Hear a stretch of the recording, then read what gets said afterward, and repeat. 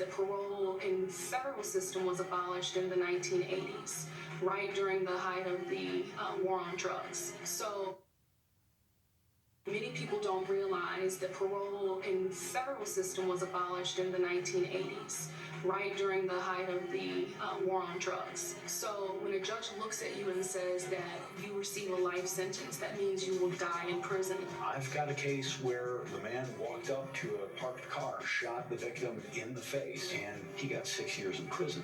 So 6 years in prison for shooting a man in the face, as opposed to life in prison for having 3 drug charges. It just doesn't seem to balance out there. The documentary, The Third Strike, follows a group of women known as the Decarceration Collective. Their mission is to free people unfairly sentenced to life in federal prison for non-violent drug crimes. Together, they've commuted the life sentences of more than 40 people. Attorney Angel Cody is featured in the documentary and is with us this morning to tell us more. Good morning. Good morning. Thank you for having me. Well, we mentioned the 80s, and of course in the 90s there was the crack cocaine situation, and there was this demand from the public to do something, and everybody was going to prison. And that was from both Democrats and Republicans. Do we only see the unfairness in hindsight? What is your assessment of that time period, and what have we learned?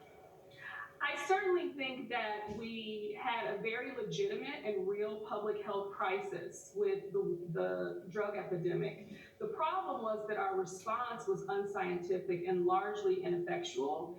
And what we saw were whole communities being defunded of human potential, people being locked up for very long sentences that were mandatory, and judges had no discretion, right, to look at the human being who was standing in front of them. So in hindsight, what we did was locked up a bunch of people formulaically. And going forward, it's my hope and my work and commitment to make sure that we're not forgetting about those people as the law evolves and changes. That's going to be my next question is, what is your assessment of current sentencing guidelines? We heard the gentleman in the clip that we just played saying this one guy got 6 years for shooting someone in the face. Another nonviolent offender was put away for life. What do you think the current situation is right now? I think that we've seen some progress in the last 10 years. Yeah. I think that that's largely driven by the American consciousness and awareness of the unfairness of prior drug policies, but I think we have a long way to go.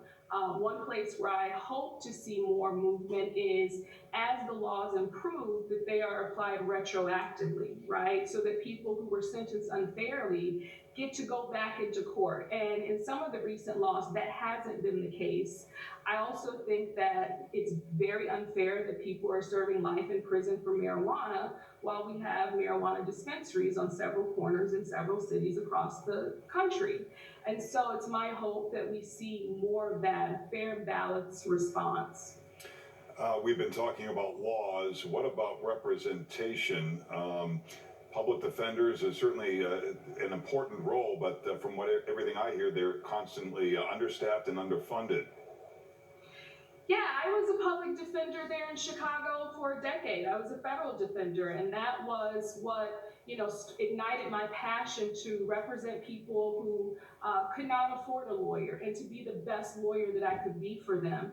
I do think that more resources need to be channeled towards representation of people who can't afford counsel, and also reentry and programs so that incarceration isn't the only system that pays attention to people. What happens after this is all done? If you get a sentence commuted, someone who spent decades in prison, they're not pardoned though. What happens going forward? For their sentence, or just in terms of their lives, just what you've seen in terms of the people that you've worked with. Absolutely. So that's a great question. We see people walking out of prison, but the story is often, the best part of the story is what happens with them when they're released. One of the people you'll see in the film is Edward Douglas. He got out of prison and started an intramural softball league there on the south and west sides of Chicago. One of my first persons that I freed under President Obama was a man named Reynolds Wintersmith, who became a high school guidance counselor and led restorative justice circles on the west side doing conflict resolution. Tyree Bell started his own trucking company. And so I think the point of the film is to see that we're not only unlocking people, but we're really unlocking the human potential that they carry with them. And that's something that we all benefit from. Angel Cody, thank you so much for joining us this morning. We appreciate it.